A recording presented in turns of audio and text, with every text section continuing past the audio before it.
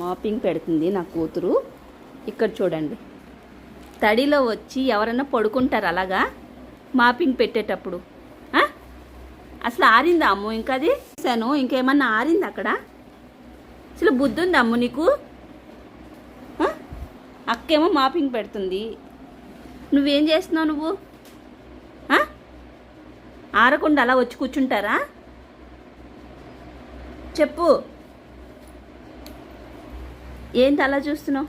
ఎంత తడిగా ఉంది నేలంతా, అలా వచ్చి కూర్చుంటారా ఆరకుండానే? చూడండి ఫ్రెండ్స్, ఈ పిల్లని ఏమనాలి?